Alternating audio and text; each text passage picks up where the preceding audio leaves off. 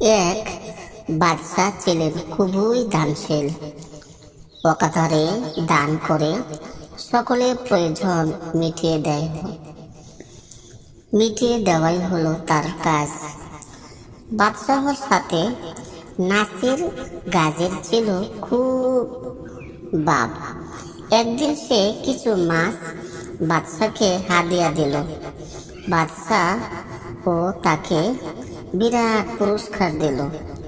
উজির দেখে বলেন, জাহাপানা, আপনি সামান্য মূল্যের মাছ পেয়ে তাকে এত বড় পুরস্কার দিলেন। বাদশাহ বললেন, আমি মাছের মূল্য সামান্যই দিয়েছি। আমি তাকে বুদ্ধিমান মনে করে এত বড় পুরস্কার দিয়েছি। উজির বলল, তাহলে তার বুদ্ধির পরীক্ষা নেওয়া হোক। নাসির গাজীকে ডেকে আনা হলো। বাদশাহ তাকে জিজ্ঞাসা করলেন, আচ্ছা বলো তো, আমার হাতের তালুতে পশম নেই কেন?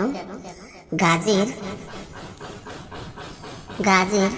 ঝটপট উত্তর, জাহাপানা, আপনার দানশীলতার কারণে পশমগুলো উঠে গেছে।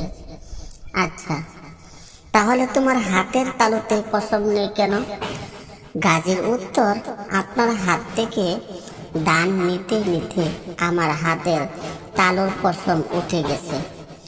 উজির বলল, আচ্ছা বুঝলাম, বাদশাহর দিতে দিতে আর তোমার নিতে নিতে পশম উঠে গেছে, কিন্তু আমার হাতের তালুর পশম নেই কেন? গাজী বলল, হিংসার কারণে অন্তর জ্বালা, দুই হাত কসলাতে আপনার হাতের তালুর পশম উঠে গেছে। এতে উজির লজ্জায় নির্বাক হয়ে গেল। শিক্ষা: হিংসুক অন্যের ভালো দেখে হিংসার আগুনে মগ্ন হয়, এটাই তার বড় শাস্তি। হিংসুক কখনো প্রশান্তি লাভ করে না, বরং সে অন্তর জ্বালায় অস্থির থাকে, যা তার জীবনকে বিষিয়ে তোলে।